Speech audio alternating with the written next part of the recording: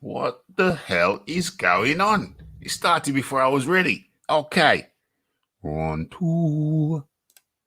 1, 2, 1, 2, 1, 2. 1, 2, 1, 2, 1, 2.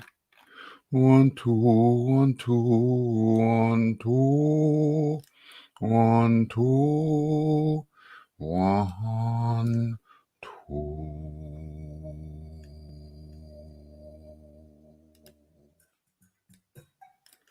Damn.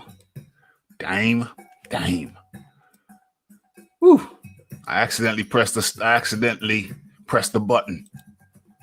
I accidentally pressed the start button. And the thing took off on me like a wild horse. Anyway. Yes. We are in here. We have begun. Let's take a look at the situation. Okay. Came back in at lunchtime just now. Well, about an hour ago. And I saw the most disturbing news. What's going on? Something's not right. Oh, I know what's wrong. Let's get this thing in order. Let's put this thing down here. Boom. There's something else missing. What is it? I'm scrolling up. Okay, that was from last night. The UFC talk with Rafi. If you haven't checked the where is it? Boom. If you haven't checked that video, Usman versus Masvidal, check that out later today or tomorrow or whenever. But definitely click on it. It's worth watching. For anybody who's interested in the UFC, which is taking place on Saturday, this Saturday, and be sure to check that video. Actually, I think there's a part 2. Yeah, I think there's a part 2 to that one. But be sure to check that video before you put any money down. Okay, keep your money safe. Don't make bets until you check with the Rafi.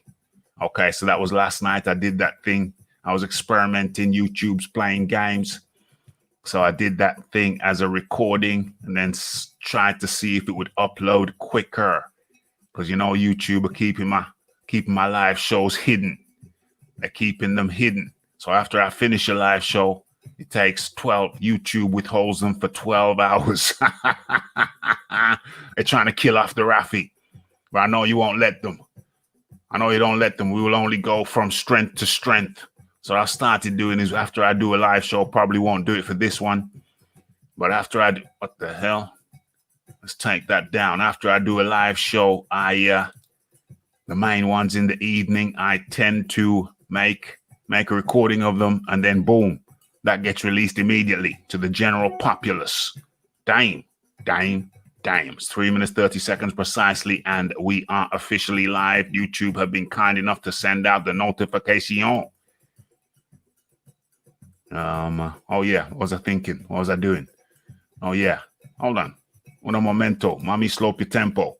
Let me not be rude. Let me drop the link in the chat in case there's somebody who wants to come on and talk about it.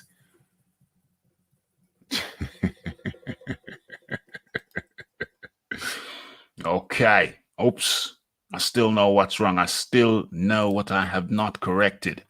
Did you see the thing scrolling down the bottom there? That was from last night's show. Let's correct that.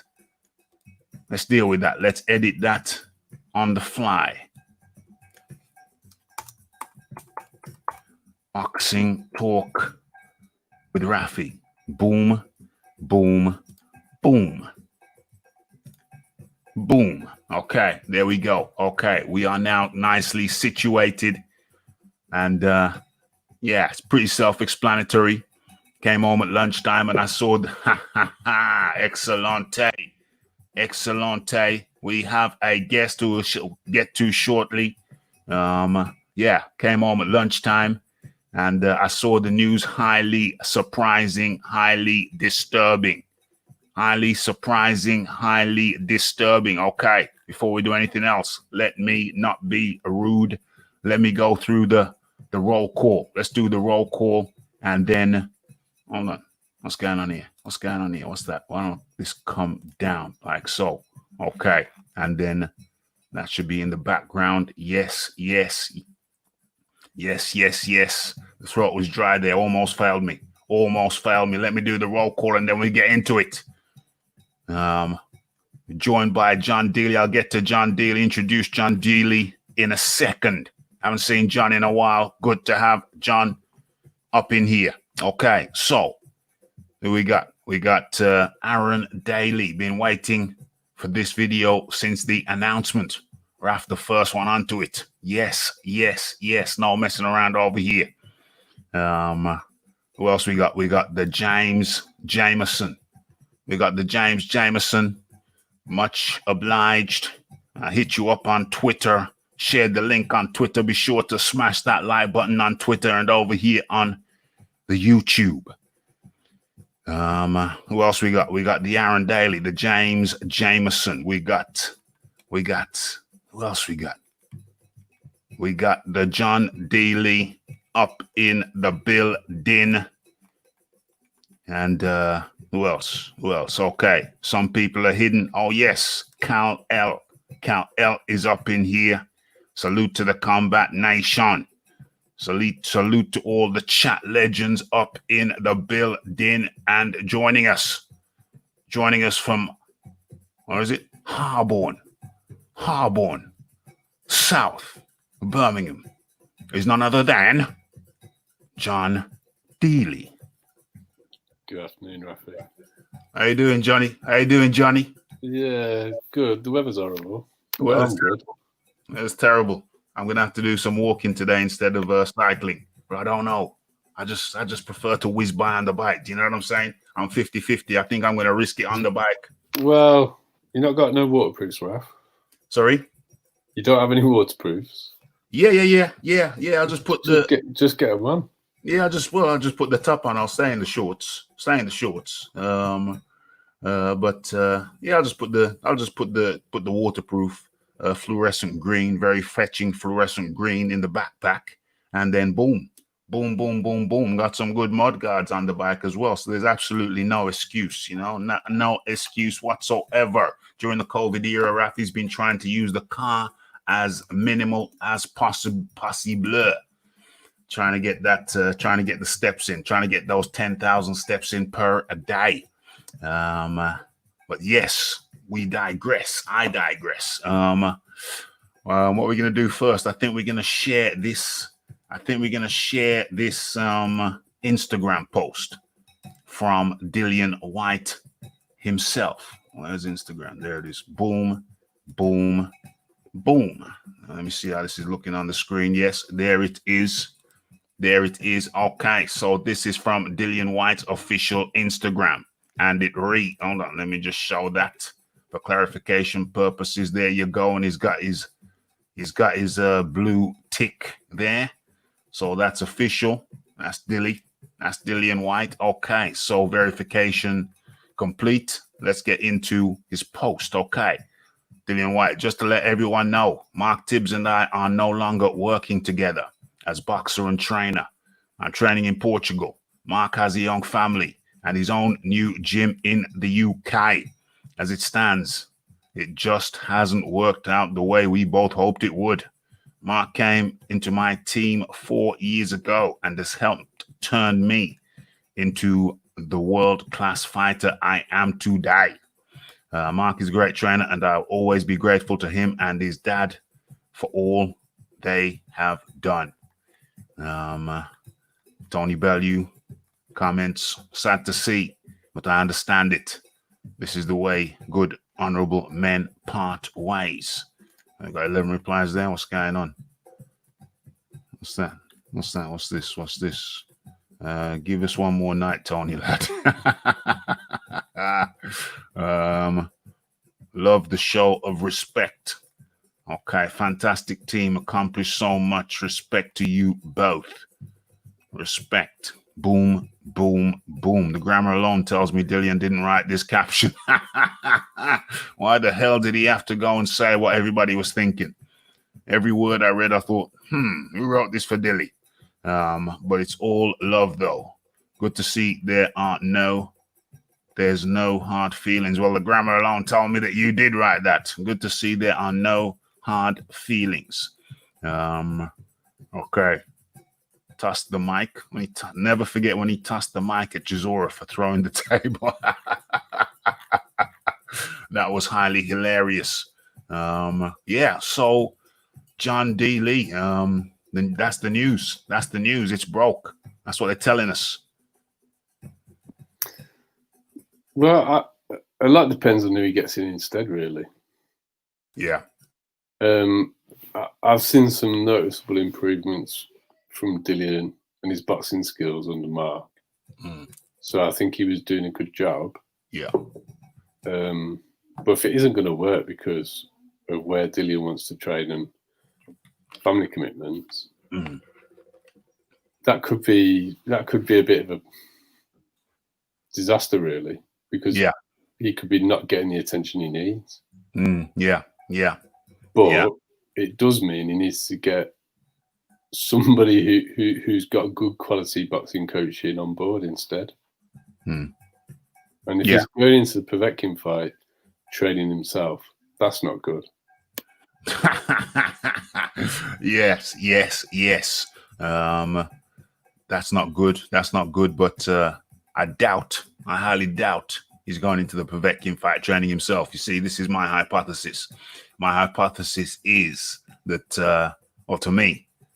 to me, he would clearly have got somebody else that he was working with out there in Portugal. He has people from Loughborough University. I used to work down them ways, down them sides, very fresh.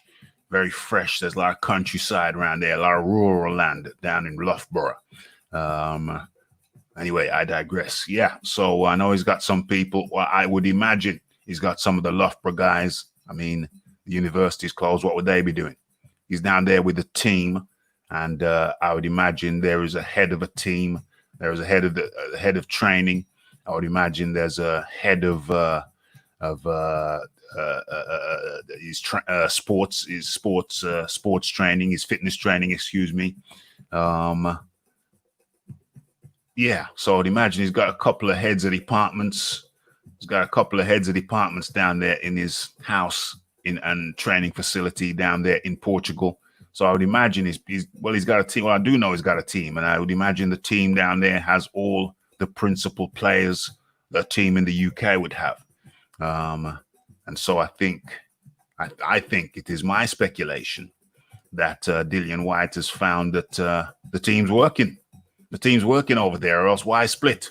So it is my contention that Dillian Whyte has found out with the makeshift team down there in Portugal that Shiznix is working. And it's time to make a change. If your operation's working, as well as if your makeshift operation is working, trim down, slim down operation is working, as well as the bloated operation, the full-fledged operation, then that's going to give you pause for thought. And seems to me, it is my hypothesis at this stage that Dillian Whyte said, well, damn, this thing's working. So let's go. John D. Lee. Well, he's definitely had somebody working on his strength and conditioning out in Portugal with him, because he's been posting stuff with him, hasn't he? Mm-hmm. But I mean, I don't think Tibbs had anything to do with that side of stuff anyway. That's true. What I'd give Tibbs credit for is Dillian's developed a nice jab while he's been working with him. Yeah. And I think the implementation of a good jab is going to be important for beating Povetkin. Yes, absolutely. Now, it's that side that I'd want to see a good replacement on, because Dillian does need to address his conditioning. Mm-hmm. And I think from what I've seen, there's still a bit of a way to go on that. Unfortunately, You know my thoughts on Dillian's eating habits. Oh yeah, absolutely. And if anybody else doesn't, I think Dillian needs to become much more disciplined in the kitchen. I see him blowing up in between fights before he had the issue with UCAD. Yeah. If anyone goes back and looks at pictures of Dillian in his blazer when they announced the Rivas fight, Dillian looked like he was about 8 months pregnant. And that's just no good for any fighter. No good at all. It means you might go into a fight looking good, looking the part, although it's been a while since Dillian has actually managed to do that. Long time. But even if you do look the part, you'll gas because of what you've done to yourself to make the weight. If you're going to lose weight, it needs to be a drawn out, slow process. Yes. To not affect athletic performance. That's right. So I'm not really going to judge Dillian on his aesthetics going into the next fight. I'm going to judge him on his gas tank because there was a lot of weight to shed. Yeah. So if he goes in looking a bit slappy, but his gas tank is good, that's fine as far as I'm concerned. Yeah. But really, with Povetkin doesn't have a good gas tank when he doesn't have meldonium in his system. So the game plan for me would be to move and jab for the first half, and then when he starts to tire, look to land something big on him and get him out of there. Yes. And for me, that takes a boxing tactician combined with a good strength and conditioning team. So boxing technician. So he needs to have a boxing technician up in the thing, and I'm pretty sure that base is covered. Dillian Whyte's got a lot of people around him, a lot of boxing people around him, and he's shown an understanding that that it's about technique. It's largely about technique, and I don't think he would forsake. I don't think he will. I just think Mark was doing a good job on that front. I think that's Mark the one area I would give Mark credit for, because I don't think strength and conditioning is A, his forte, and B, that's my biggest criticism of Dillian anyway. Yeah. I think Mark has been doing a good job, a good professional job, and I don't see Dillian Whyte overlooking that. So whatever's going on, you see, the thing is this: if he has got somebody who's covering Mark's role down there very, very well, and that's all well and good, but that's A. Possibility B is that he does not have anybody there fulfilling Mark's role. But with option B, you have to say, well, if he's got no one there fulfilling Mark's role, and Mark isn't there, then the status quo remains the same. Because if Mark isn't there and there's nobody there fulfilling the role, well, boom, that's the status quo. But if Mark isn't there and he has got somebody fulfilling the role, then he's in the plus. Then he's in the plus column. He could only potentially go in the negative column if that guy isn't of high caliber. So when we look at the possibilities, I would say I find it highly unlikely that Dillian would have severed ways with Tibbs if he didn't have a suitable replacement. Because that's what we're talking about now. We're talking about, does Dillian Whyte have a suitable replacement? I think that's the crux of it, is it not? Yeah. And I think there's people out there who could do a better job. I mean, I think Mark's done a good job. I'm not trying to cast any shade on him. Yeah. But there's plenty of good boxing trainers out there for what Dillian would need. To be honest, I don't know if this would ever happen, but I mean, just as an example, I think Frank's done a really good job with Daniel Dubois. Been working together a lot. Frank. Bruno. Oh yeah, okay, yeah. Oh, Daniel Dubois, yeah, okay. I was thinking about. I'd be giving Frank a lot of credit for the improvement in Daniel's jab. I I know Frank gets a lot of criticism over his boxing skill, but for me, that wasn't Frank's shortcoming at all. Right.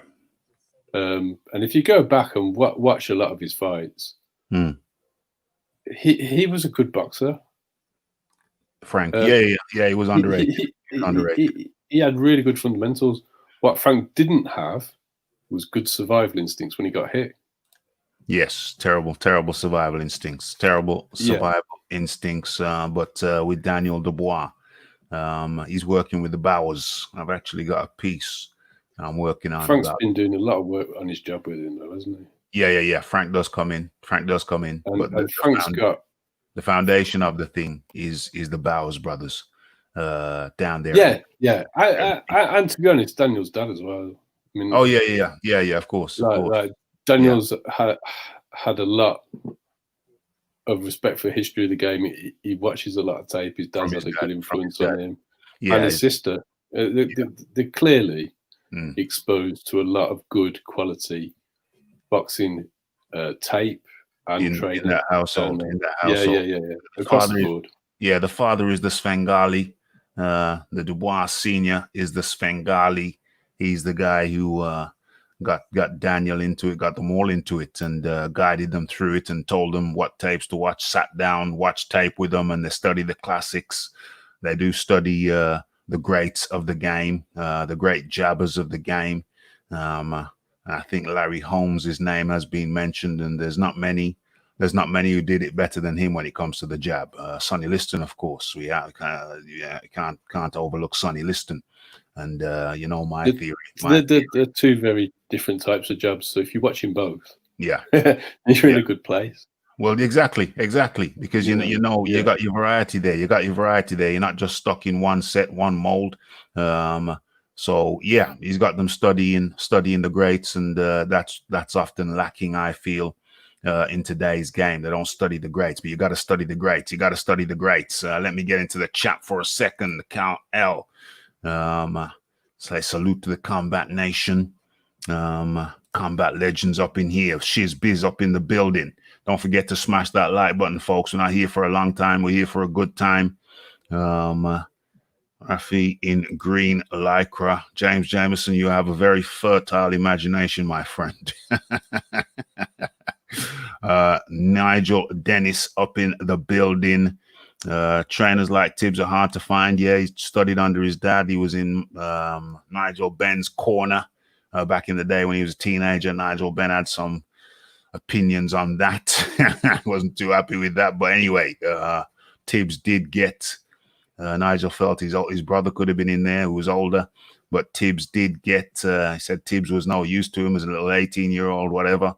But Tibbs did get all that experience under his belt and working under his father, and that cannot be understated.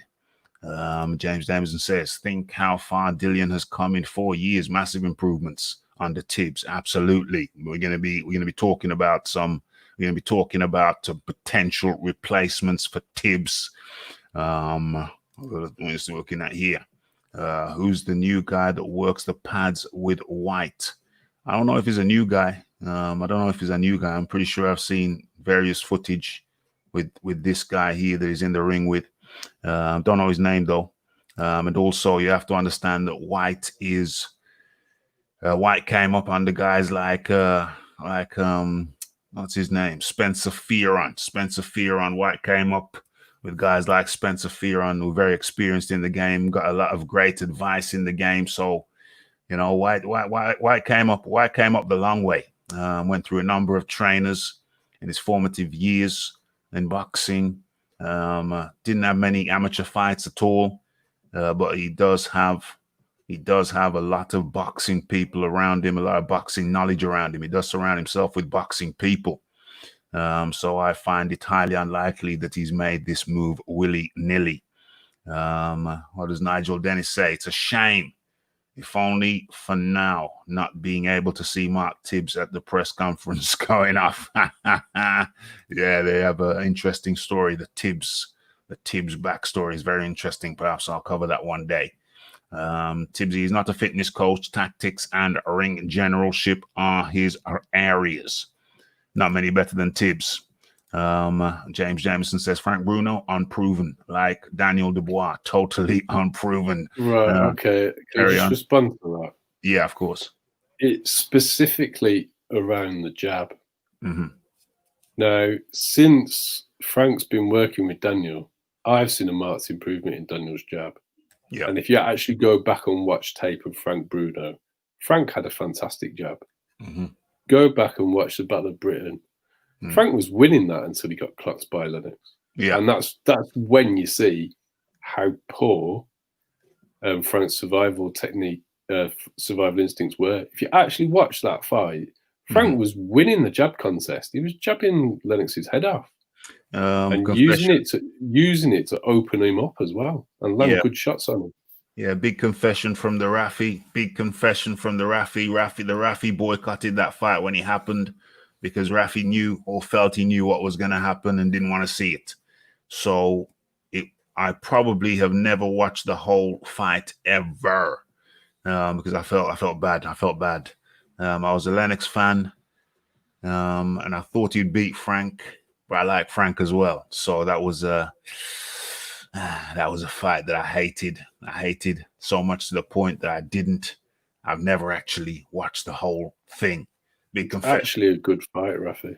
I've heard that. I found that out subsequently. I found that Frank made a good account for himself early goings. Well, to be honest, for most of the fight, I think it's around round 5 he gets Lennox hurt, and Lennox is clinging on for dear life.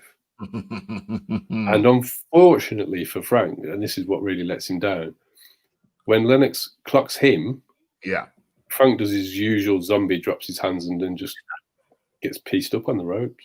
Real shame that he just didn't learn how to hold on. Yeah, I just never did. Never did. It's strange. He just. But when it comes to actual boxing, Frank is so underrated. It's untrue. It's criminal. It's really criminal. And when you talk about a good stiff jab, Frank's up there with anyone. Yeah, he's absolutely. And Frank had got some good reach on him for a guy that's 6'3". He got about an 82-inch reach. Yeah. Which is the same as AJ. Yes. Damn good. What the hell am I doing here? So I'm not talking about. I don't think the tactics are hard for Povetkin. What you want to have is some really good variation in your jab, because Dillian's going to have plenty of length on him. He's going to have an engine. Yeah.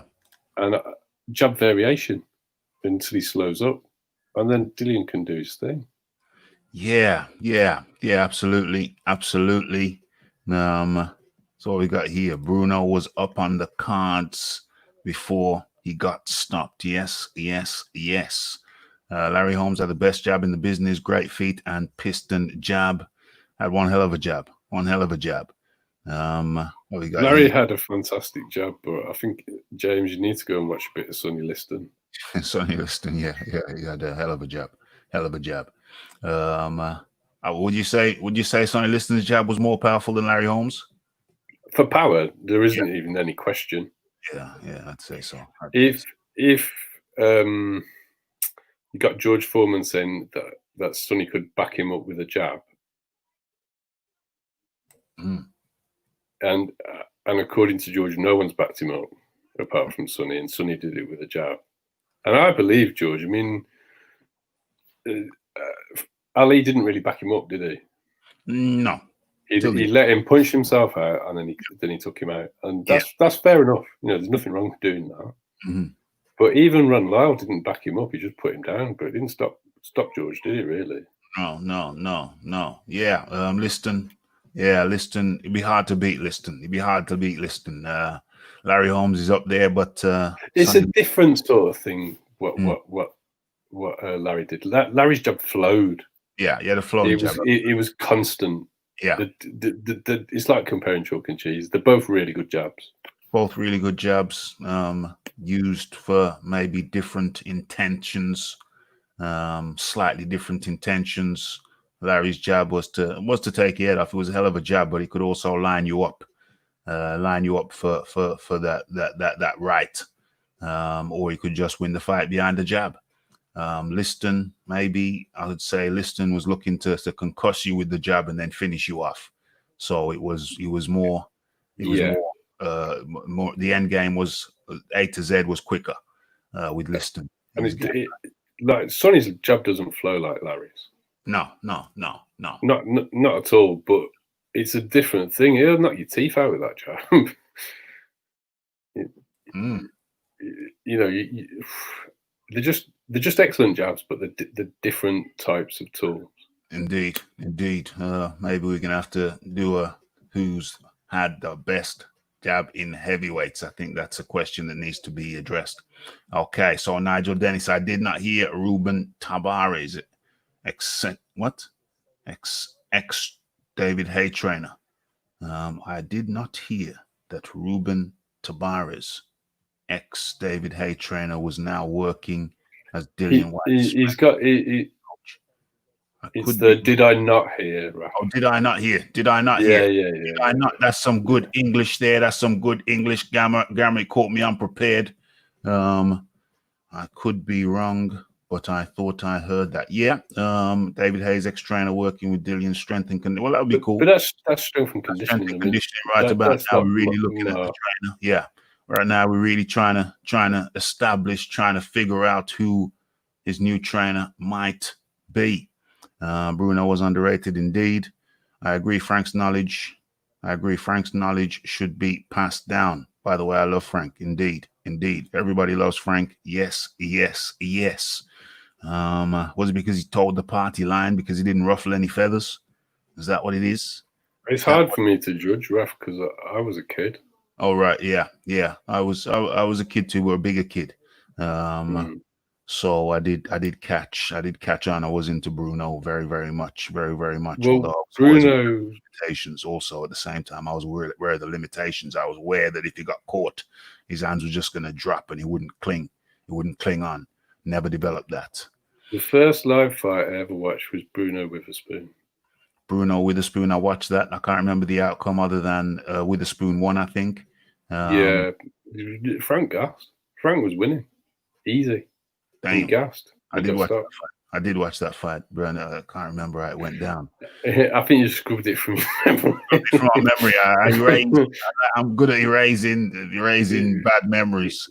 It stuck with me because if he'd have just learned how to get through a rough patch, Frank would have been a totally different animal. Oh my god! Because he didn't often go down.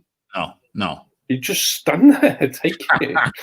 He'd have been better off. Listen, two things Frank needed to learn was how to clinch and then how to just take a knee. Yeah, he could have won quite a few fights. He could have won quite a few fights if he'd learned how to clinch. And if he's not going to clinch, okay, learn how to clinch or take a knee.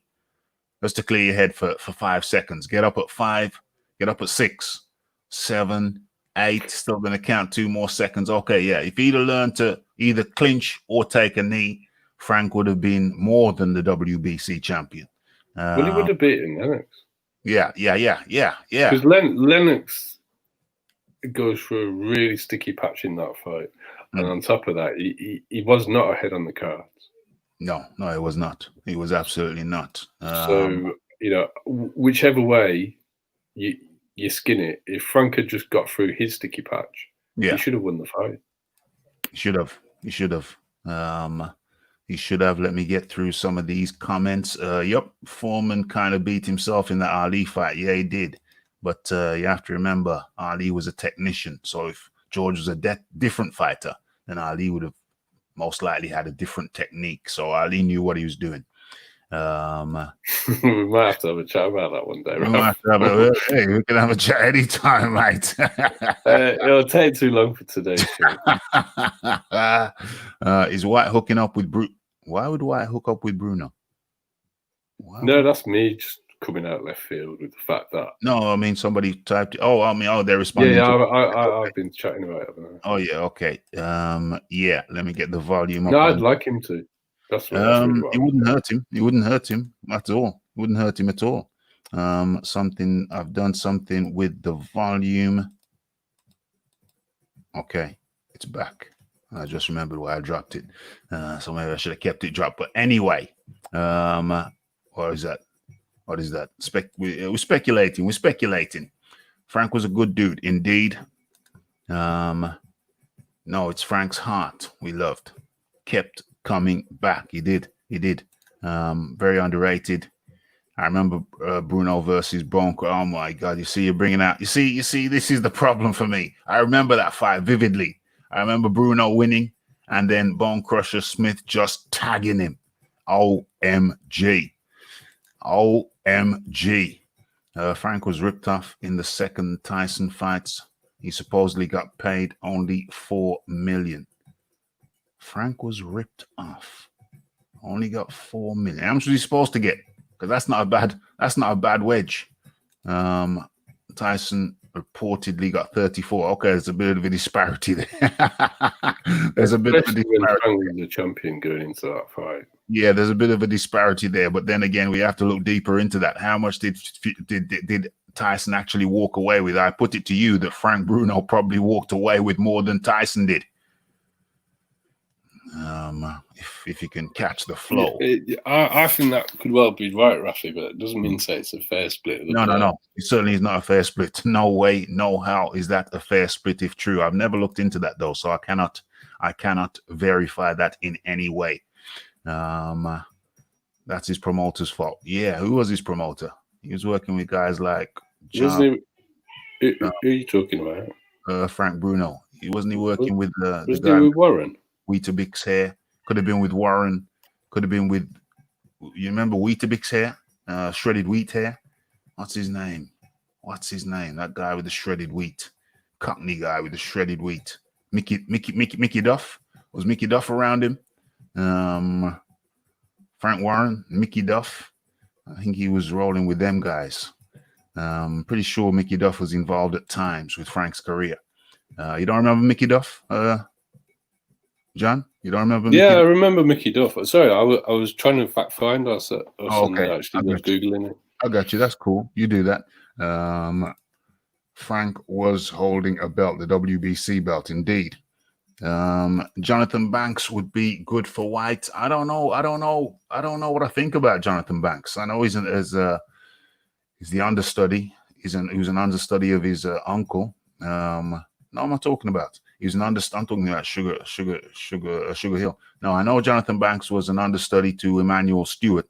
And he worked with the Klitschko's towards the end. So he must know something. But I don't know. I don't get no fizz. I don't get no fizz from Jonathan Banks. He just seems kind of flat. It don't mean he's no good, but it's just that I can't get a read on the guy. I can't get a read on him. But as far as what he knows, then yes. Then yes, he does. He would know. He would qualify in terms of knowledge, using that jab and whipping in the right. Yeah. But then it comes down to chemistry. Hold on.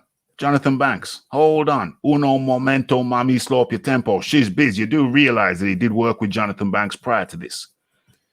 You do realize that Dillian Whyte did work with Jonathan Banks prior to this. In fact, Jonathan Banks was in his corner for the Anthony Joshua fight. He wasn't just in his corner, Rafi. It's Jonathan Banks who's got his arms around him when he's trying to go at AJ after the first round. Yeah. That's Banks holding him back. Yeah, so that's Jonathan Banks. So he has worked with Jonathan Banks before, but from what I recall, he said that, sometimes trainer comes in and they try to change your whole game. Whereas with Tibbs, he worked with what Dillian Whyte had and developed that. So that was his complaint about Jonathan Banks. But now that's very interesting. Carry on, John. Didn't he also complain? Because Klitschko was still fighting when he was with Banks. So Dillian was playing second fiddle to Vlad, which is understandable. But I don't think it was giving Dillian what he needed at the time. And currently, Banks is with Triple G. Currently, Banks is with Triple G. Does that mean that he wouldn't work with Banks again, or does it mean that he has got the time? Well, I don't see him going to Portugal. Banks going to Portugal. Not when he's training Triple G to fight Canelo, which is allegedly going to be Cinco de Mayo next year. That's very interesting. Would Jonathan Banks relocate to Portugal? Because that's the thing. Yeah, so we need somebody who's happy to relocate to Portugal from now till August, July, August 1. Well, no, he's looking for a permanent trainer. It's not just about a month thing, but it's going to be somebody who is going to be available to have Dillian Whyte as their chief fighter, and able to go to Portugal for that warm weather training. Yeah. I mean, I think that's the key. It's got to be somebody who Dillian is their number one priority, because Dillian's number one contender. Mm-hmm. He's definitely a top 5 heavyweight. No question. So he needs somebody's undivided attention so that he can continue to develop, because Dillian has shown an aptitude to improve his skills. Yeah. Absolutely. Absolutely. What are you looking at here? Okay. He does have the aptitude to improve his skills. He does do his fair bit of dog walking. That seems to be his favorite one. That's the youngest one. What we got here? Yeah. Yes. Yes. Yes. Okay. We've got some great visuals there. But let's go over to what is this? This is the Sky Sport review on the same matter. For anybody who's just joined, Dillian Whyte has split. Dillian Whyte has split with Mark Tibbs. Okay, so let's stop sharing that and start sharing this. Boom, boom, boom. Okay, so you should be seeing that now. Yes. Okay, so let's go through this. So Dillian Whyte confirmed split with trainer Mark Tibbs ahead of the Alexander Povetkin fight. Watch Whyte v Povetkin, August 22nd. Okay, that's coming up real quick. That's what, 5 weeks away, something like that. What's the date today? Yeah, maybe 6 weeks away. Okay, so Dillian Whyte has parted company with trainer Mark Tibbs ahead of his WBC interim title defense against Alexander Povetkin. The British heavyweight has worked with Tibbs for the last 4 years on his rise towards a world heavyweight title fight. What's going on here? Where are we? Rise towards a world heavyweight title fight, but announced an amicable split after relocating his training camp to Portugal for the Povetkin fight, August 22nd. Whyte has secured a WBC mandatory title fight following wins over rival contenders such as Derek Chisora, Joseph Parker, Oscar Rivas in recent years, and voiced his gratitude to Tibbs. Okay, so announcing the split on social media, Whyte wrote, "Just to let everyone know, Mark Tibbs and I are no longer working together as boxer and trainer. I'm training in Portugal and Mark has a young family and his own gym in the UK. It means it just hasn't worked out the way we had both hoped. Mark came into my team 4 years ago and has helped turn me into the world-class boxer that I am today. Mark is a great trainer and I will always be grateful to him and his father for all they have done." Okay, so where is this now? Okay, let's go on to other things. Let's get back into the chat. Yeah, it was Warren. Portugal. So it was Warren. People are confirming that it was Warren that was Frank Bruno's promoter at that time. Yes. Yeah, yes. he did start off with Mickey Duff though. Okay, yeah, I remember Mickey Duff being around for sure. Portugal this time of year, I can think of worse places to be. Yeah, I would also imagine that the COVID situation over there in Portugal, I'd also imagine that is not as heavy as it is in the UK, as I suspect the UK is more densely populated. That's the feel I'm getting. Warm weather training left out to the UK. I think that's one of the reasons. That was one of the motivating factors why he went over to Portugal. John D. Lee. Yeah, I mean, there's definitely helps, particularly if you need to shift some weight, it's a lot easier to get motivated to go out running in Portugal than it is here, most of the time anyway. Yeah, warm weather. I think Nigel Mansell, for those F1 fans, I think Nigel Mansell cited the same reason why he left England and went to live over in Florida, while he was still in his F1 Formula One career. He said biking, jogging, just exercise in general in the warm weather, it's more motivating. Hence the warm weather training that some of these guys go on. I also think it's good for Dillian to get away from everything as well. Yeah, get away from the UK. Took his dogs with him. He drove there. Took his dogs. I can't imagine Dillian's a particularly famous person in Portugal. No. I would imagine they're living in a sparsely populated region, and Dillian doesn't seem to be a party guy. Doesn't seem to be too much of a socialite. So I can see the logic and the reason for getting over there, the warm weather training in Portugal. I don't know. I think we've chopped it up, John. I think we've chopped up the Dillian Whyte. Situation. The only question mark now is who the hell is going to replace Tibbs.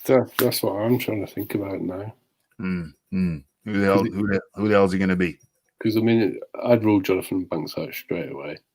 Yeah, for reasons given. Yeah, but he's worked with him before, and Dillian left. Yeah, so I don't think I don't. Also, Banks has got Triple G to worry about. So yeah, and for me, I'll be really honest as well. Banks hasn't shown anything yet. His biggest claim to fame is inheriting Vlad after Manny Stewart had done all the work. Yeah, I mean, what has? I mean, in all these years that Jonathan Banks has had, to make an impression, to bring somebody up. Who the hell has he brought up? Who the hell? And in comes the man like EJ Boxing. Listen. I got the scoop straight away because if you go to Billion's Instagram, you see the coach with the bald head. His name's Xavier Miller. I was trying to say that he was one of Dillian's coaches. So I just talked to him a second ago. Yeah. And so Dillian split with Mark Tibbs last night. So I said to him, Are you the head coach? And he said, I don't know. I don't discuss stuff like that. So I'm assuming he's the head coach. So you were just talking about Jonathan Banks. Well, Jonathan Banks was with him when he fought AJ. And because when I went to see Dillian back in the days when I was first following Dillian, where me and him was cool, Jonathan Banks was with him. And Jonathan Banks, for me, was making Dillian very, very good body shotting. He was looking really good under Jonathan Banks. The fight with AJ was a bit too soon. And Spencer would say that, and maybe Jonathan Banks, but the money Dillian couldn't turn down. After the fight, Jonathan Banks, then I think Klitschko, he went back with Klitschko because Klitschko needed him as well. And also he went with Cecilia Brackett. So if it's going to be Jonathan Banks, then that's great. Like I said, he works with Xavier Miller, IQ Boxing Academy. They got pro fighters there right now. So I'm assuming he's the head coach, but I just talked to him and he says he didn't really want to say anything about it. And I mean, he's going to call me back, but he ain't going to call me back. So I'm assuming he's the head coach. So he's the head coach officially, which is strange because if you see Dillian's in the last performance, you see Dillian in the Philly shell. That's Xavier. That's his style. He likes fighters finding that kind of James Toney Philly style, which Dillian likes because it's a different style for Dillian, you know. So if you see, you see in the highlights right there, you see the guy with the ball. That's Xavier Miller. You see this there. That's him. That's what he used to do with me because that's how I got my amateur thing. I come out the same gym. I got my amateur license there. I got my table officials there, and also I done my pro thing coming out of a gym it's in Northwest London. So that's Dillian. When he went on his ban, he got suspended from Bristol or whichever university it was. Xavier was still talking to his brother Dean or whatever, Lamar, right? Lamar, because when I took Xavier up to the press conferences, they got contact with each other. So Lamar was coming down because Lamar lives in Northwest London. He was training at IQ. So when Dillian was going through his depression, Zav extended him to come down. So he used to come down to IQ and do training, you know, when he was going through his depression. So obviously Dillian's type of guy is very loyal to him. So he's bringing him in the camp. Xavier, you can see he's gone to Portugal. That's where Dillian's home is. So they train out of Portugal there. That's where they're basically training for this Povetkin fight. And so I'm assuming he's the head coach. You know what I mean? I'm assuming he's the head coach right now. So if you're looking for a coach, go on. Can I ask you a question about Xavier? What's he like at training jab? I mean, is he a good coach to develop a good jab?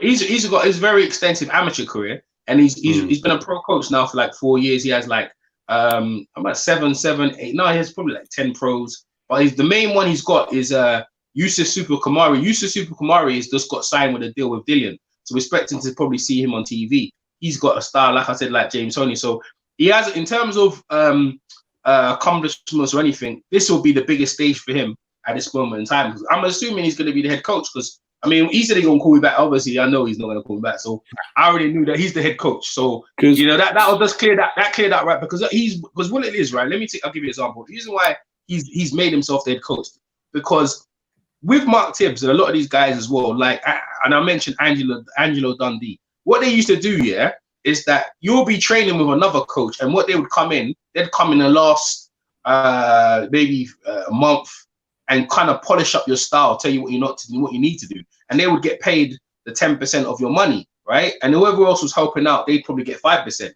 So Dillian probably looking at it like, well, I'm in Portugal, and this guy's been with me thick and thin, as you can see in his highlights now. And I'm learning with him. I'm in the ring with him, because Mark's probably one of them guys there. He tells you what to do, but he's not in the ring. And Xavier is a hands-on coach. He's in the ring with you. He works on your condition. He works on your dieting and everything. You know, if you want someone to talk to, he basically will be there for you 24/7. And if you need, in terms of a fighter needs that. You know what I mean? Because that's when fighters start going off. And Dillian's weight will probably be the best he's ever going to be in. What do you think he's going to come in at? I don't know, but he's been with him. He's been with every day in Portugal, so I'm expecting Dillian to be his best weight, because that's why his weight used to be terrible. Because Mark probably never focused on that. They focused on technical work and not really focused on his weight, because maybe he's a heavyweight. But heavyweights have an optimum weight where they're really fit at. You know what I mean? So like for me, I'd like to see Dillian around 240. Yeah, exactly. Maybe a bit under. Yeah, exactly. So hopefully he should come in and the weight. The reason I was talking about the jab, EJ, is because against Rivas, I thought Dillian showed a really nice jab. Really nice jab. Yeah. And I was giving Mark Tibbs the credit for that. Oh, he's calling me back now. Okay. Where is it? Yeah. Put him on live. Put him on speaker. Yo, Zab. Come on, man. Give me the scoop, bro. Man's still a reporter, you know. Put him on speaker. No, Rafi. Hold up, Rafi. No. Nah, it's a private conversation, Rafi. It's a private conversation. I can't believe it. Yo, Zab, you still there, Zab? Where the hell's EJ? Where's EJ? Has he muted himself up there? Nah. Look, you ran him off, Rab. You ran him off. It's called. Hold on, one minute. All right. It's called me back. 1 minute. All right, we got the scoop. We got the scoop live. Yo, Zab. Yeah. Hold on, because them. I was just talking to them man on a thing. Let me just cancel that for a minute. Stay there. You gotta try, Raf. You gotta try these things. EJ's run off with the scoop. That's unforgivable. That's unforgivable, EJ. I thought we were YouTube buddies. What's going on? EJ didn't answer my question though. What was your question? Well, I've been giving Mark Tibbs all the credit for the jab improvements that Dillian's been showing. Yeah. And I asked EJ directly, so is Xavier good at teaching the jab? Yeah. Well, and he just talked about his conditioning of being hands-on. No. I think the answer to that was no, because he mentioned before that he's a more of a Philly shell guy. He's a more Xavier's a more of a Philly shell guy. You can have a jab and use the Philly shell. Yeah, you can have it. Well, it makes the Philly shell more effective if you have a jab, in my opinion, because you're shelling up and then pop, boom. Well, also, it could, I think if you're the taller fighter, it can be good to throw your jab from the waist, not necessarily from high up. Yeah, exactly. And that lends itself very well to the finisher. Yes, jab variation, like we spoke of before, different types of jabs. So that's what I was trying to get out of EJ, because EJ obviously knows Xavier. EJ knows Xavier. So, folks, stick around. We haven't quite finished. EJ's coming back. We haven't quite finished yet. I think you missed what we were saying about Jonathan Banks, though, because we kind of covered that. Yeah, but that's all right. That's all right. Yeah. I like EJ. He's a good lad. Yeah, definitely. Yeah, so we're waiting. Don't go anywhere just yet. I was about to finish, but let's stick around for a few more minutes. Ruff, who do you want to see work with Dillian? The reason I'm talking about Frank is not for anything other than the jab. And I'd just like to see Frank working with him. Yeah. Well, but you're not talking about Frank as head trainer, though. No. But so he still needs a head trainer. So the question is, who's going to be the head trainer? But if it's going to be Xavier, right? Okay, I see where you're going. Yeah. You want to have people that can teach particular things. Now, the two things I'd love to see Dillian get really fluid at is to learn the stiff jab, and then mix it up with throwing some fast jabs and hooking off those fast jabs. Mm-hmm. Because that would keep people really guessing. And he's obviously got a powerful left hand. Yeah. So there's no reason to not get a really good stiff jab mixed in with, because he's got a flowing jab. The jab flowed against Rivas. Yeah, it did. So now we're talking about variation. People keep people guessing, so that because everyone is looking for his left hook, aren't they? Yeah. That's what he's known at. He's a left hooker. So if you can throw fast jabs and hook smoothly off it, and you can mix that up with a really nasty hard jab, you can disguise that left hook really nicely. Oh, that's some beautiful work. If you get a boxer, a heavyweight who does that, that's some beautiful shizzle. What's this cat's name? Xavier what? Xavier Miller, he said. I was Googling him while we were talking. Okay. Let me write that down and then go look for him. I think it's IQ Boxing, Xavier Miller, London. That's what I've got on here. That's his LinkedIn page. IQ Boxing. It's not profile's not been found there. Have you found him on Instagram? Xavier Miller. Let me have no, I'm just on Google, so I'm just seeing what crops up. Okay. So where am I here? What did you say? Instagram? Let me go over to Instagram. Second window. I hope this damn thing don't crash. Lots of windows open over here. So let's head over to where is it? Instagram. Let me write his name in first.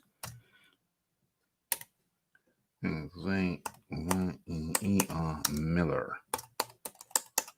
Xavier. Huh? What's going on?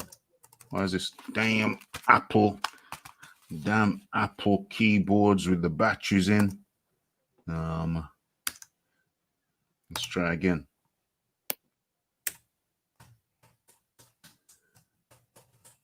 Xavier Miller, Instagram. Okay, damn. Let's have a look. Xavier. Yeah, I found it. I think I found it. Xavier Miller. Who's giving me a like and why? Barely use this shizzle. Oh, okay. So TYE. That's Ty. Let me share the screen. What am I doing? How rude. Stop sharing that and start sharing. Where is it? Boom. Okay. So let's and also let me adjust the volume. Okay, I'll come back to that in a second. Where am I? If you YouTube him as well, Raf. Yeah. There's a few of him. He's done some interviews. It's a bit old, yeah. BWTM Sports have got Dillian Whyte trainer Xavier Miller boxing talk. Okay, well that's interesting. He's out and about on YouTube. He's out and about. Not going to really touch the YouTube right now. Copyright issues, you know. No. But I mean, for you to later. Your own research. Yeah, later. So there is Xavier Miller. Yeah, short fella. There he is at the end. What is this? What is that? on some footage, some actual footage. What is that? No, that's the picture. Actually, let's show the picture so people can see who we're talking about. There he is, a little short Xavier Miller. But this is the guy. I think we might have the answer. We might have the scoop. Damn it! Let's not pretend. No, let's not mess about. We've got the scoop. We've got the scoop. Yeah, clearly it's going to be Xavier. It's going to be Xavier. We've got the scoop, which still leads me to banging on about Frank, because he can still come in. There's still a room for still. Well, he's spoken to Frank. He's done interviews with Frank. Yeah. That's another reason. I know they know each other. Yeah. And Frank's. I mean, I don't know how committed to Daniel he is. I mean, I don't know what that involves. Yeah, I don't think it's an exclusive. I don't. No, because he's not Daniel's head trainer. No, that's the Bowers. That's the Bowers. But I think Frank has given Daniel improvements in his jab. Right. Yeah. And that's really what I'm trying to talk about. And I think the improvements Dillian needs to make to his jab, or the variation he needs to develop, is a stiff jab. And that's what Frank was good at. Yeah. Yes, he was. He was very good at. She's busy. And any diet tips from Frank might help him. Diet tips. Frank is just, I don't know. I'm thinking, Frank, clearly you don't stay looking like that by eating crap. A lot of people think the people who look good. Not at Frank's age, Raf. A lot of people think the people who look good, they're just blessed. They're genetically blessed. But no, if you actually look carefully, they just tend to eat clean. I've told you about the short sprinter strain in my family, the shorter ones, not really short, but shorter, the sub 6 foot I'm talking about. And sub 6 foot. Sub 6 foot, under 6 foot. That's surprising me. The short strain. No, I knew you had a short strain, but all right, I'll put it like this. In my family, I'm in the short strain. And I'm 6 foot. No. So most of my family are about your height, I think. Yeah, the short strain are we're talking about 5'10". They're all in the 5'10" range. That's the short strain. Them boys, they tend to eat very, very clean. So people can just and they're not spring chickens anymore. You know what I'm saying? My cousins, we ain't spring chickens anymore. So people think, oh, you're just genetically blessed. Well, actually, them boys eat really clean, really, really clean. But have they always been like that? Because for some people it's an adjustment, and for some people it isn't. I'll take one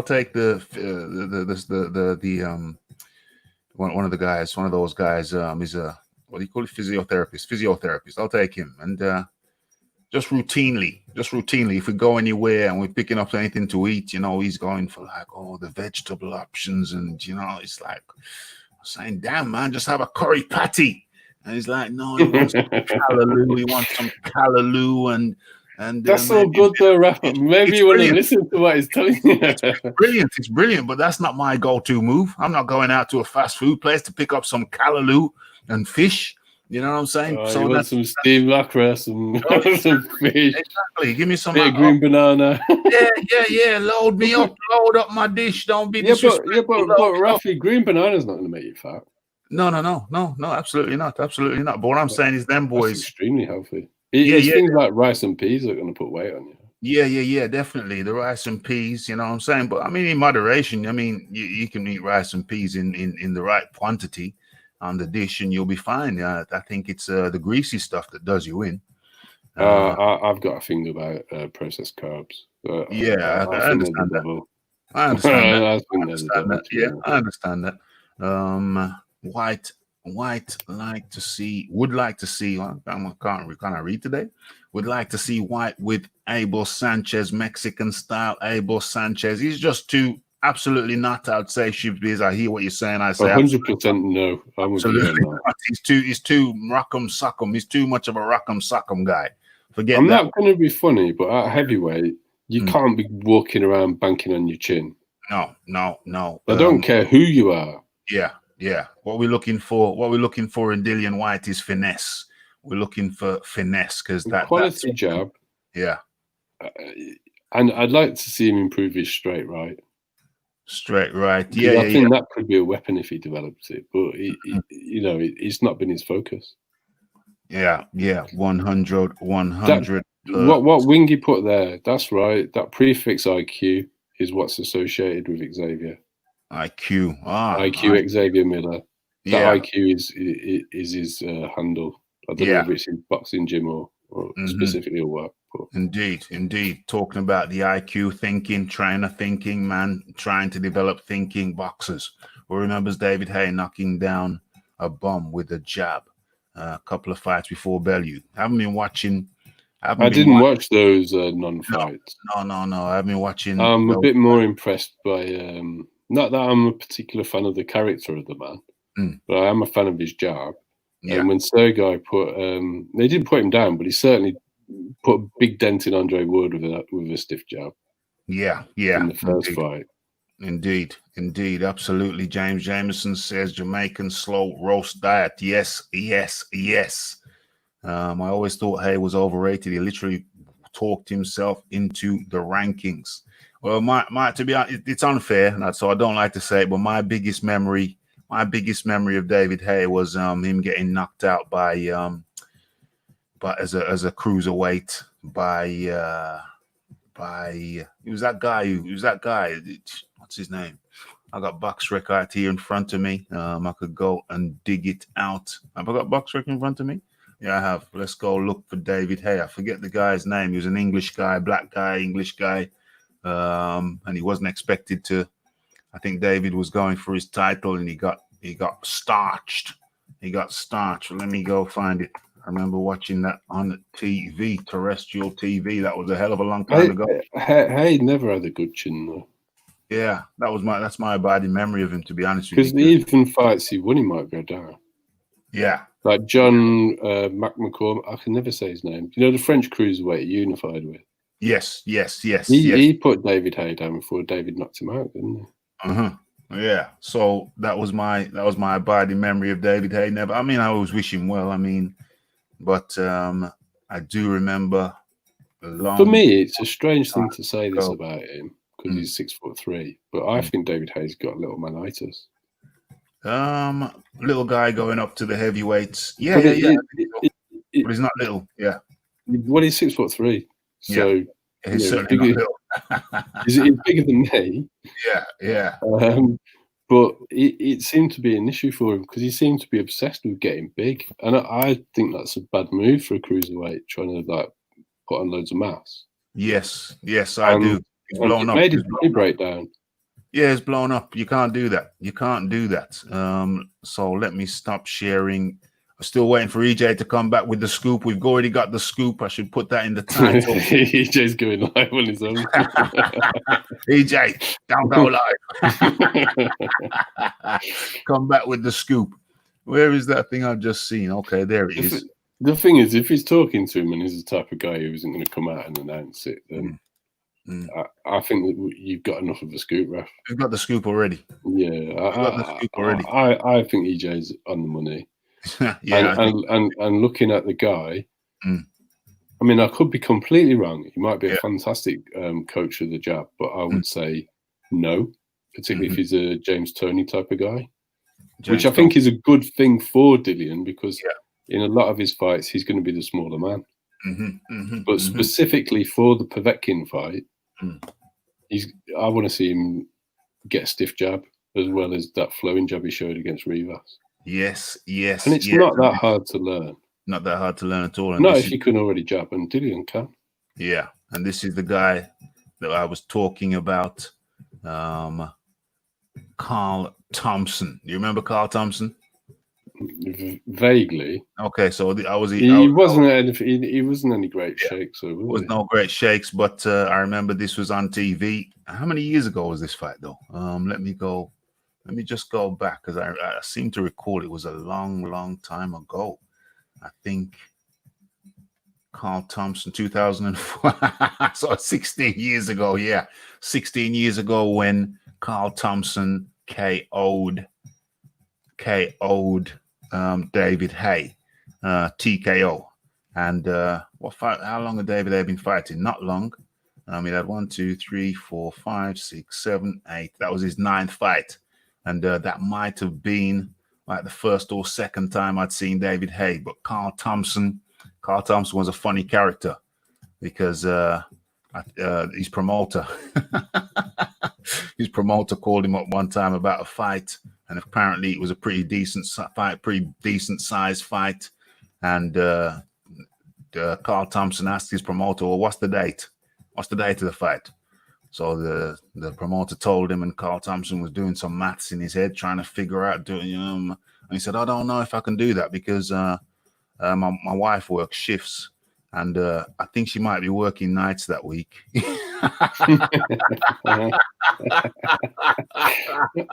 Well, fair enough. He was the proverbial down-to-earth.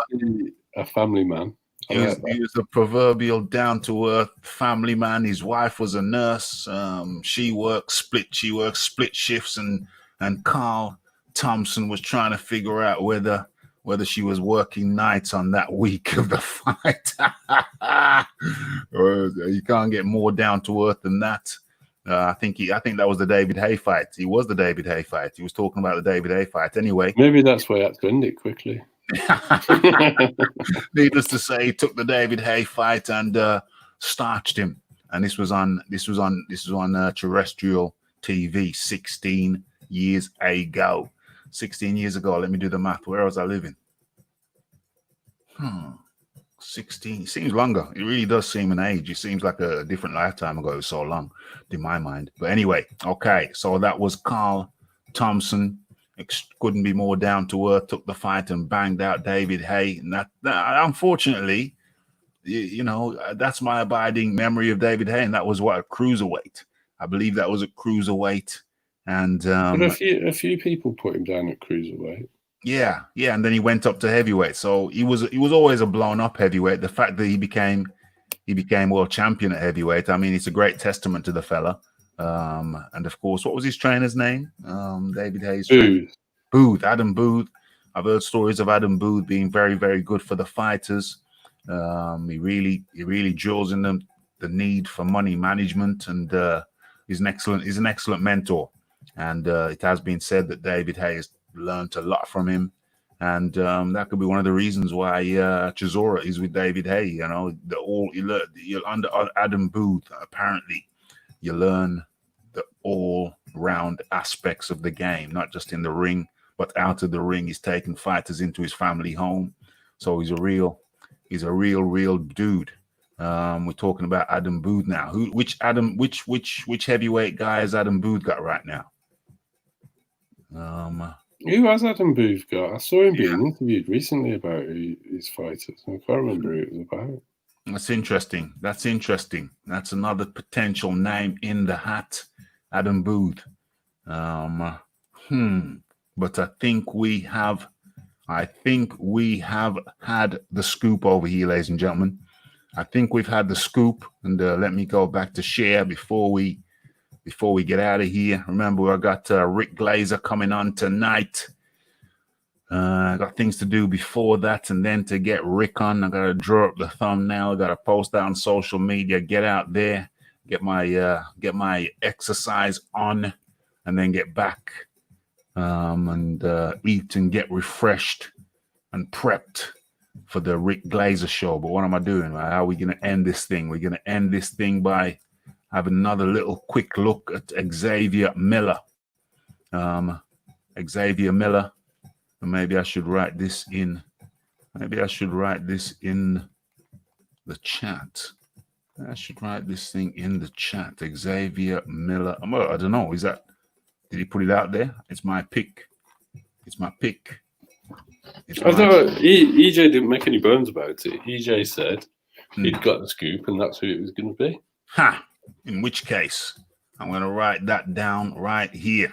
Scoop. Should I not? I'll word it carefully. Damn. Guess who's back? Always think you can. Is he back? Guess who's back? There's the man. Guess who's back? I just had a long conversation with him, so he did call me back. So the update is he doesn't know if he's going to be the head coach, and The Mark Tibbs happened overnight. That's what I do know.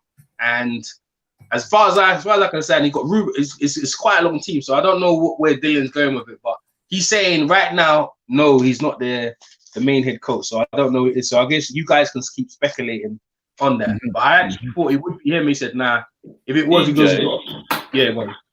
But because this question, I wanted you to give me your answer on. So against Oscar Rivas, in particular, Dillian showed me a really good jab. Now, I've been giving the credit for that to Tibbs. Is that fair, or would you give it to somebody else? No. Tibbs, see the thing, he wasn't on board with the thing. It was the whole Oscar Rivas thing. When he went through the drug thing, that's when obviously Coach Miller was involved. So he wasn't there. So yeah, that was all credited to Tibbs and working with Tibbs up until that point. Yeah, Tibbs. So you will give Tibbs the credit for that jab? Yeah, I'll give Tibbs the credit for all that stuff. Because the reason I'm talking about it so much is because against Povetkin, that's the main tool Dillian's going to need for me. He's going to need a lot. This is the hardest punch he's facing Anthony Joshua. Definitely. But he's got the length on this one. Yeah, but you see with Dillian's emotionally invested in a lot of fights. You know what I mean? When he gets hit, he feels like he has to come back. But this is the shortest guy, and he's quite dangerous. You know what I mean? So I was expecting Dillian. That's what I'm trying to say. You don't want to be hooking with Povetkin early on. No, exactly. But that's why. You see, what I was trying to say is, not as a head coach or anything, I'd like to see Dillian work with Frank Bruno for this fight to get a good stiff jab going. But Frank, they're based in Portugal, so unless Frank can get a plane ticket to go down there, Frank can. Things are easing off now. You can start Frank, moving. He's got mental health problems, and Frank has to stay in the hotel to get his training going on. He's cranky. But he would be training though. I know Frank has to train every day. Frank has to train. He has to train to stand an even keel. But that would be good for Dillian anyway. Training with Frank. I agree with you, but I don't know if that would fit because I was talking to him.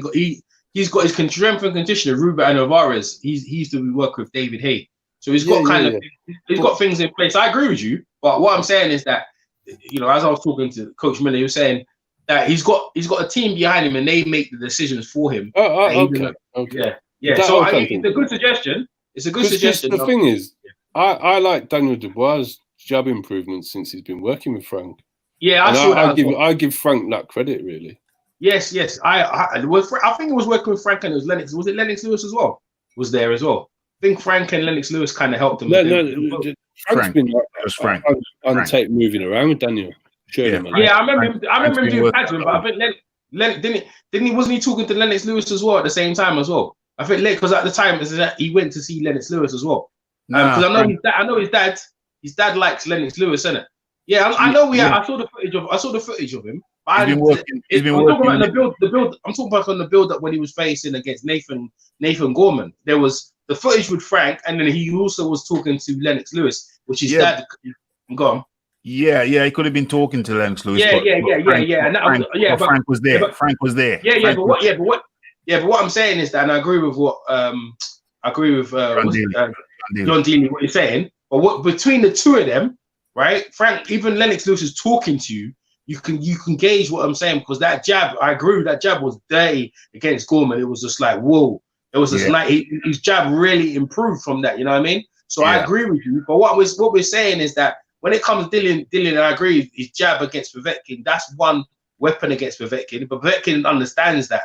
But that's what he's built on. His style is built with Teddy Atlas. And it's the peekaboo style where you come If you jab that body, how are you going to get under that? But that's hard jab in the chest. I agree with you. But what I'm saying to you is that remember again, that's his style. He has to get his style is to get close. If you obviously see him against Price, Povetkin can slip under a jab and get hooking. But how are you going to hook under a jab to the chest? No, you don't. Well, you got uppercut to the body. You set an uppercut to the body. Hands come down. You got the left hook up to the head. You set that punch up. Yeah, that's what he done. Because that's what he was doing. He was throwing a right hook. He did it to Price. He did it beautifully to Price. Yeah, but remember, listen. This is what I'm trying to say to you. When I say this guy even though he's old, he has the most experience Dillian's ever faced. He's a gold medalist. He's been a world champion, and he's been in with Vladimir. He has so much far experience. Yeah. The only thing is you're questioning is how old he is, and he didn't look good against the last opponent. Was it Michael thing? The biggest thing I'd question about Povetkin is his ability to go past 4 or 5 rounds. I think he'd be fine by that. Michael Hunter was fresh. You see, Michael Hunter was fresh. He was bouncing, and he won that fight, right? He just didn't get the decision. He won that fight for me. So they're looking on the same thing. So if Dillian can do the same sort of strategy, bounce and just keep popping the jab right, left, right, and keep him busy, tie him up when he gets inside. You see, if he ties him up when he gets inside, then he could be beating fairly comfortably because Povetkin's getting slower. So it's not the standing with the jab; it's how you do the jab and what you do after. Dillian. But that's like I said to you, he's going to be on. He's got Ruben Alvarez in terms of his condition. I'm expecting him to be the best weight he's going to be in. Tactically wise, it's getting late now because we got 8 weeks before the fight. And I just talked to Miller. He said he's not the head coach. Isn't it just 7? Pardon? We don't 7 weeks. Yeah, no. 7, 8. Yeah, 7. Right. But what I'm saying is that at the end of the day, it's we'll find out, man. We'll find out because it's very important to see who the head coach is going to be, who they're going to bring in, who they're going to draft in. But whoever they draft in has to go to Portugal. Actually, well, they're doing it. They're going to stay in Portugal for the remainder of the camp, and I think they're going to fly over probably a week obviously to London, not to London, to Essex. But it's the same time as here anyway, isn't it, Portugal? Yeah, it's not much in it. Yeah. But still, you know what I mean? So, I mean, they got the funny thing about it, all the fighters can stay in the mansion, innit?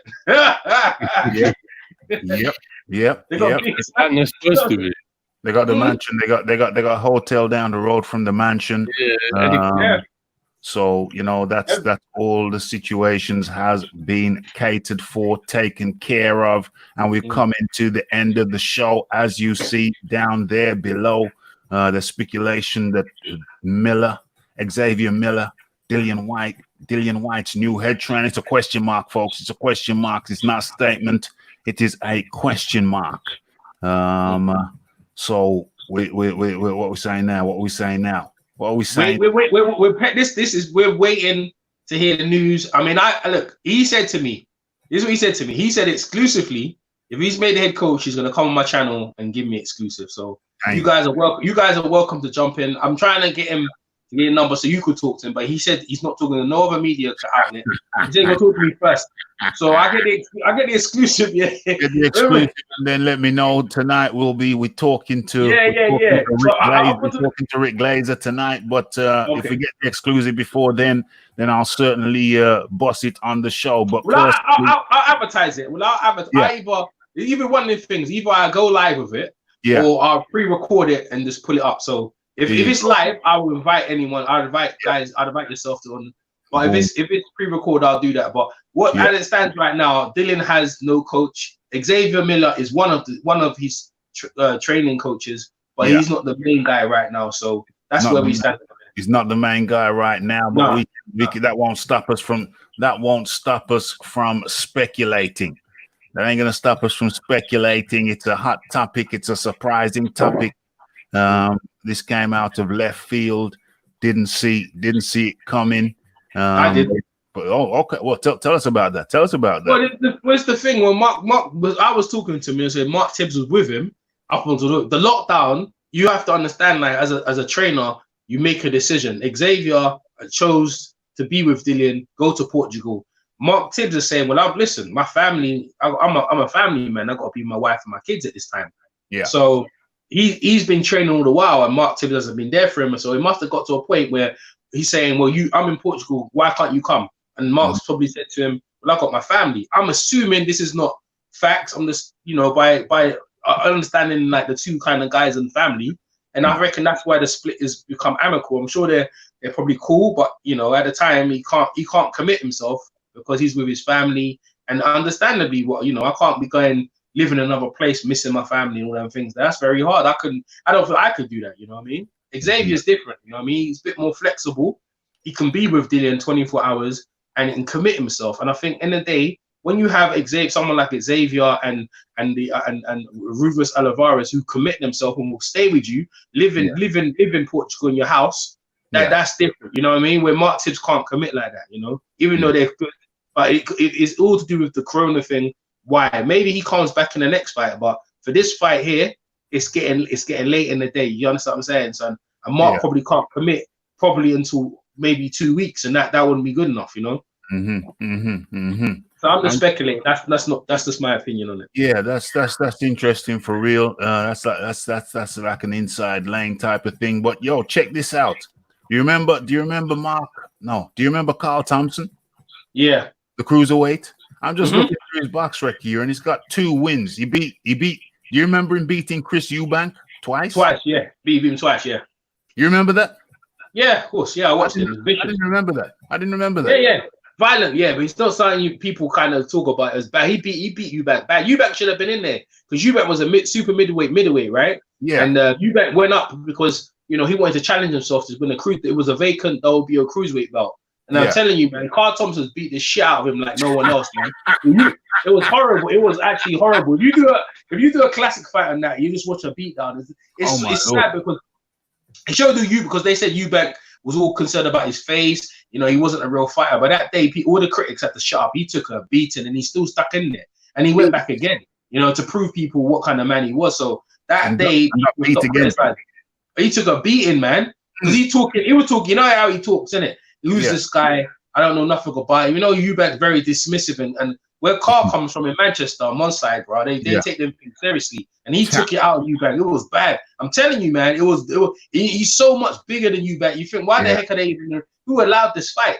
But Eubank did make the cruiserweight limit, but it was horrible. It was horrible. I don't like watching that, and a lot of people don't like watching that fight. It was brutal. But why did you mention anyway?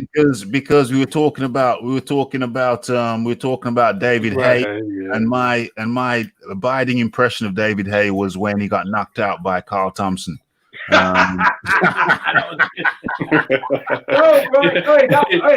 did like that one. I love that one because David Haye. I remember seeing this the first time I saw him. I think he won the amateurs and he was the next guy. And Carl Thompson was supposed to be there to be taken out. And I knew Carl was a tough guy. I remember seeing him on Sky against this guy called Ezra Sellers. He lost that fight, but he's tough. He lost against Johnny Nelson, and Johnny would never give him a rematch. He was dying. He was chasing Johnny. Johnny, it won't give me a rematch. And Carl, Johnny didn't like pain. Johnny liked to avoid the pain. Yeah, exactly. Johnny don't like getting hit. Yeah, the funny thing about Carl is Carl looks. If you look at him, he looks scary, but he has the most. He's got a voice like Mike Tyson. It's very squeaky, and he doesn't look in the demeanor how he looks, right? So you kind of think you can see why he does boxing. He probably used to get bullied, right? So he used to chase him, and then heard this voice, and he's like way between this big guy. Anyway, so when he came into that fight, David was celebrating like he won the fight already. It's gonna be easier. What a fight it was on BBC One. I never forget it. Me and my friend were yo, that day Carlton became a legend. I'll never forget it. Because all the pundits on TV, they were like, yeah, this is David Haye's coming out party. He's getting the white belt. And Carl Thompson. Carl Thompson, man. He beat him like a chained up dog. It was like a chained up dog. It was. He took him into places that he never been. But David Haye said that was the best. But the thing is, David took that and said that made him better. He became undisputed cruiserweight. Well, near the undisputed. But I think he got most of the belts. And then he went on to be in heavyweight. So he said he learned a lot from the defeat, and which he would do. But yeah, that day Carl Thompson stuck in a lot of people's memories because that fight day he was supposed to get rolled over, and after that people said, well, you know what, that's Carl. Is a bit different. A very good fighter, tough, gritty, and he showed who he was that day. But that was a good beatdown. I enjoyed that. I enjoyed that beatdown of David Haye. Tremendously. Absolutely tremendous. That's my abiding memory of David Haye and my abiding memory of Carl Thompson. My memory's being jogged now with the Chris Eubank thing, but until I saw it there, I had totally forgotten about it. I think I'm going to have to take another look at that fight. I got to be careful with the YouTube right now. Carl could absolutely bang. And with that, ladies and gentlemen, I'm going to go around the table, let everybody have their final words. I got Rick Glazer coming on tonight, so I got to get my skates on, got things to do. But EJ Boxing, your final words, my dear fellow. Yeah, so you can see in the picture right there, Rafi, you got that's Xavier Miller. For those who don't know, you can follow him on Twitter and Instagram And then you can follow, obviously, you know, big up to Rafi, big up to John Dealey, obviously letting me come on the show. And yeah, EJ Boxer Live, you can check me out. I'm being more active now on my YouTube channels, talking about debates, but obviously the boxing's coming back with a bang. We're looking forward to all the big fights, and I'm gonna be there, thereabouts. I'll definitely watching the show later on with Rick Glazier, and I appreciate you letting me come on, Rafi. And big up to you, John Dealey, as well, and the panel and the chat. Yes, that was John. I mean, that was EJ Boxing. He's got his own channel. He's got his own shizzle going on. Yes, much appreciation for him for coming over. And then there were two. John Dealey, it's been a while. Yeah, I've been getting to bed early, Raf. Yeah, you gotta get your sleep in, mate. Although I had heard there was talk of an imposter in the chat. There was somebody accused you of being an imposter, an impertinent imposter. I don't know why. Well, maybe it's because they haven't heard from me for a while.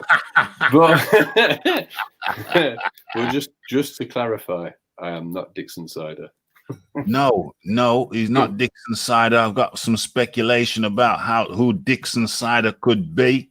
Prime Hate at cruiserweight. Prime Hate at cruiserweight KO's Usyk.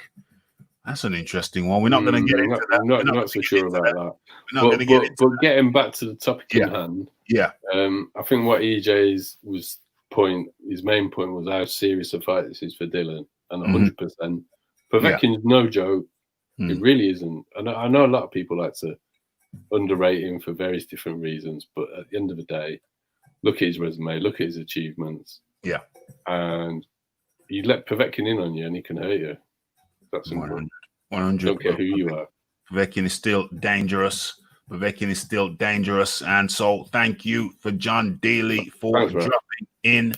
Much appreciation. And be sure to catch the replay of the be sure to catch the Rick Glazer show later on tonight, 9 p.m. UK time. Where's Dixon Cider? Where are these Flyby nights? Either 1 minute, then the next they're gone. Okay, yes. So this was supposed to be a quick one, turned out to be a long thing, but it's all good. Like to get the news out to you guys, and the question remains, or is it? It was just there, or rather, the point remains. Dillian Whyte and Mark Tibbs have split. And the new question: who will the new trainer be? Could it be Xavier Miller? I don't know, but it's a possibility. So see you tonight. Be sure to share the videos that you like. Be sure to hit that like button. Every now and then, just make sure you're still subscribed by hitting the bell icon to turn it off and then turn it back on again, because YouTube are playing silly games. So, okay. See you later on tonight. It's the Raphael Dawkins. It's the Combat Radio. It's the like. It's the subscribe. It's the comments. It's the shares.